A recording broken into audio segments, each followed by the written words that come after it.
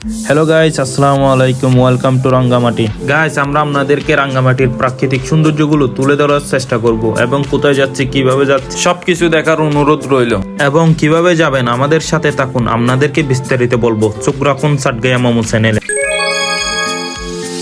Hello guys, সকাল সকাল চলে আসলাম আমাদের গাড়ির পাশে। গাড়ি ছাড়বে 5টায়, আমরা চলে আসলাম 3টায়। আমরা গাড়িটা সাজানোর জন্য চলে আসলাম।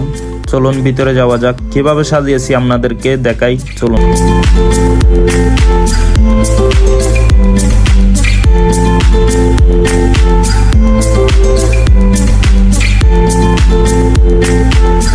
হ্যালো বন্ধুরা, আমাদের বাসটা ছেড়ে দিচ্ছে নতুন ব্রিজ থেকে রাঙ্গামাটির উদ্দেশ্যে। আপনারাও দেখতে থাকুন শুরু থেকে শেষ পর্যন্ত। আমরা মাঝে মাঝে প্রচন্ড ব্যস্ততার মধ্যে থেকেও আমাদের সবার একটু সময় বের করে নেওয়া উচিত, যাতে করে সবাই একসাথে মিলে আবার পিকনিকে যাওয়া যায়। পুরনো স্মৃতি রোমন্থন করার জন্য হলেও চেষ্টা করা যেতে পারে। বনভোজনের প্রাণ হচ্ছে পূর্তি। এখানে যারাই আসে তারাই সবাই কিছুক্ষণের জন্য হলেও পূর্তিবাস হয়ে যায়। কেউ কাউকে ছুটে করে না, বরং কাঁধে কাঁধ মিলিয়ে কাজ করে বলেই বনভোজন এত সুন্দর। মানুষ মাত্রই বিনোদন, এক্ষেত্রে সঠিক বিনোদন হচ্ছে পিকনিক, যেখানে প্রচন্ড দুষ্টামি হাসি টাট্টার হলেও কিভাবে যে সময়টা বেশি সুন্দর হয়ে ওঠে সেটা আমরা ভাবতেও পারি না। ড্রাইভিং সিটের পাশে বসে আছি, মনে হচ্ছে যেন নিজেই নিজের জীবনের চালক। আর কি বলবো, ড্রাইভার মামা তো পুরাই আগুন। একটি একটি করে সব বাস ওভারটেকিং করে চলে যাইতেছে আমাদের বাসটি। দেখতে দেখতে আমরা চলে আসলাম রাউজান। সামনে দেখতেছি ভীষণ ঘন কুয়াশা, কিন্তু এই রাউজানে একটা জিনিস খুবই ভালো লাগছে, রাস্তাঘাটগুলো অনেক সুন্দর, তাকায় থাকার মতো। প্রকৃতিতেও সবকিছুরই আলাদা আলাদা কাজ আছে। এই তো যেমন কুয়াশার কাজ হলো সবুজ ঘাসে বিদ্যমান সূর্যকে আরো সূর্যিত করে তোলা। কুয়াশাগুলো দেখে অনেক ভালো লাগছিল।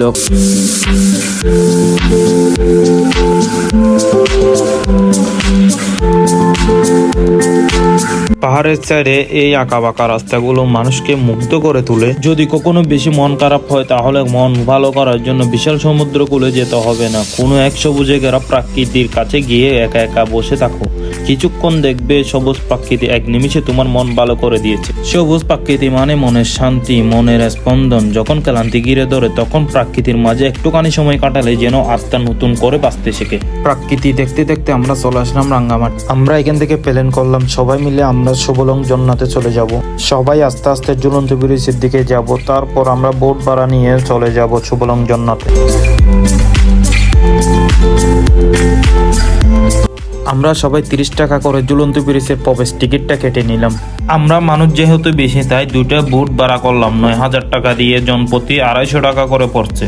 সবার কাছ থেকে টাকা তোলার দায়িত্ব আমি নিলাম। আস্তে আস্তে সবগুলো টাকা তুলে বুঝিয়ে দিলাম ম্যানেজার। আমরা সবাই এখন আস্তে আস্তে বোটে উঠা শুরু করলাম।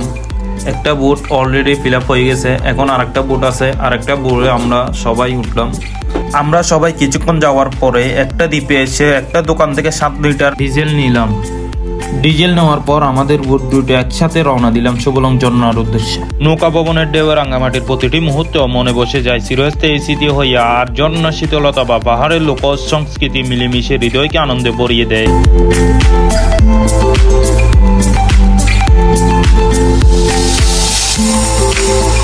রাঙ্গামাটির পাহাড়ি বাতাসে শ্বাস নিলেই মনে হয় সময় ধীরে ধীরে আলোকিত হচ্ছে। রাঙ্গামাটির কাপ্তায় হুদের নীলতা আর বনভূমির গভীরতা আমাদের নতুন রূপে রূপায়িত করে তুলতে চাই।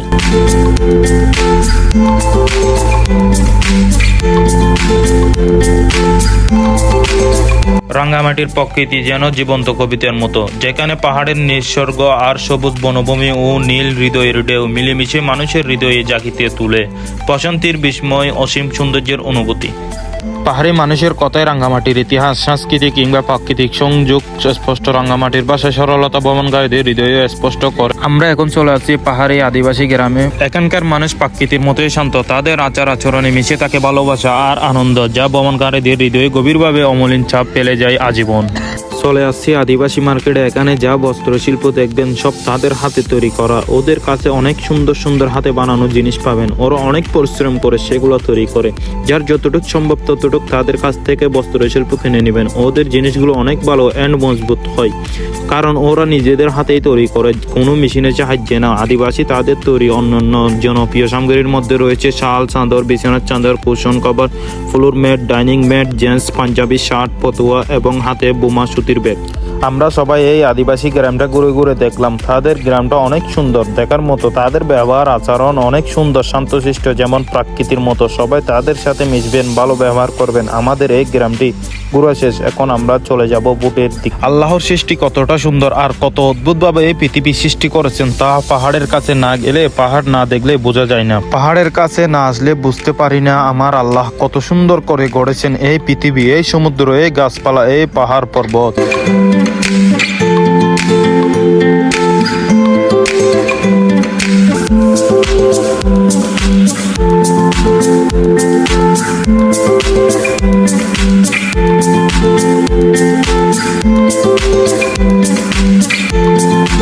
রাঙ্গামাটি বাংলাদেশের প্রাকৃতিক সৌন্দর্যের অন্যতম রত্ন। পাহাড় বা হ্রদ বা সবুজ প্রাকৃতির মেলবন্ধনে গড়ে ওঠা রাঙ্গামাটির জেলা ভবন পিপাসু মানুষের কাছে স্বর্গের রাজ্যের মতো। কাপ্তাই হ্রদের নীল জলরাশি বা পাহাড়ি গ্রাম বা সরল জীবন আর অরণ্যের নিসর্গ মানুষের তৈরি দেয় প্রশান্তি। রাঙ্গামাটিতে নৌকা ভ্রমণ কিংবা ঝর্ণা দর্শন কিংবা পাহাড়ি সংস্কৃতির জানার অভিজ্ঞতা ভ্রমণকারীদের মনে গেঁথে রয়ে যায় আজীবনের জন্য। রাঙ্গামাটি কেবল একটি ভ্রমণস্থল নয়, রাঙ্গামাটি প্রাকৃতিক আর মানুষের সম্পর্কে একটি অন্যতম প্রতিচ্ছবি। রাঙ্গামাটি গেলে মনে হয় যেন জীবনের ক্লান্তি দূর হয়ে যায়, হৃদয় ভরে উঠুন নতুন শক্তি আর ভালোবাসায়। প্রতি প্রেমীদের জন্য রাঙ্গামাটি তাই সর্বদাই আপার বিস্ময়ের।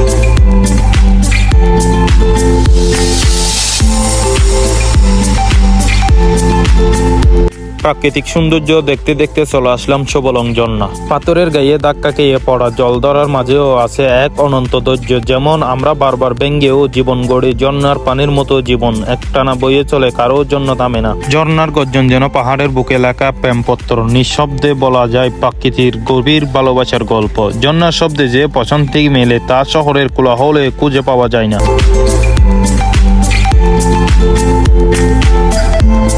যাইতে যাইতে আরেকটি ঝর্ণা দেখলাম, ওইটাতে আমরা সবাই নামবো। আমাদের বুট আরেকটি, সেটাও আমাদের সাথে সাথে আছে। আমরা বুট দুটো দাঁড়া করানোর পর সবাই মিলে নামলাম। নামার পর কিছুক্ষণ ঘোরাঘুরির পরে আবার সবাই মিলে গোসল করলাম কাপ্তাই লেকে। আমি তো ফার্স্ট টাইম ঘুরতে গিয়ে লাফ দিয়ে দিলাম, আর সহ্য করতে পারতেছি না এই প্রাকৃতিক সৌন্দর্যের জন্য। তারপর এক এক করে সবাই আস্তে আস্তে লাফ দিতে শুরু করে দেয়। সবাই অনেক সিল করতেছে আর প্রাকৃতিক মায়ে পড়ে গেছে। এখন আমরা সবাই ঝর্ণাতে চলে যাব। এই পাহাড়ের বুকে ঝর্ণা যেন প্রকৃতির হাসি। ঝর্ণার পানিতে পা ডুবিয়ে থাকা মানে নিজের ভেতরের ক্লান্তিটাকেও ধুয়ে ফেলা। ঝর্ণার জলে হাত ভিজিয়ে বুঝে পৃথিবীর সবচাইতে সিংহ ছোঁয়া আছে শব্দের বাইরে থেকে একেবারে নীরবতা। ভ্রমণ শুধু একটি গন্তব্যে পৌঁছানো নয়, এটি হলো আত্মার মুক্তি। নতুন জায়গা, নতুন মানুষ আর অজানা রাস্তার মোহনীয়তা আমাদের জীবনকে করে তুলে রঙিন। প্রাকৃতির আক্কাপন্ন সৌন্দর্য, পাহাড়, নদী, সমুদ্র, অত্যন্ত ডাক আর অচেনা শহরের গল্প, ভ্রমণ আমাদের মনকে করে তুলে প্রাণবন্ধ। জীবন একটাই আর পৃথিবী অনেক বড়, তাই সুযোগ পেলে ব্যাগ গুছিয়ে বেরিয়ে পড়ো, কারণ নতুন অভিজ্ঞতায় জীবনকে সুন্দর করে তুলে। এখন প্রায় আমাদের মোটামুটি ঘোরা শেষ। এখন আমরা চলে যাব ঝুলন্ত ব্রিজের উদ্দেশ্যে। আরেকটি কথা সবচেয়ে জরুরি, যারা জন্যে ঘুরতে যাবেন তারা খাবার সঙ্গে করে নিয়ে যাবেন, আর না হয় পেটে খিদে লাগলে আর ঘুরতে ভালো লাগবে না, তাই জন্য সবাই খাবার সাথে করে নিয়ে যাবেন।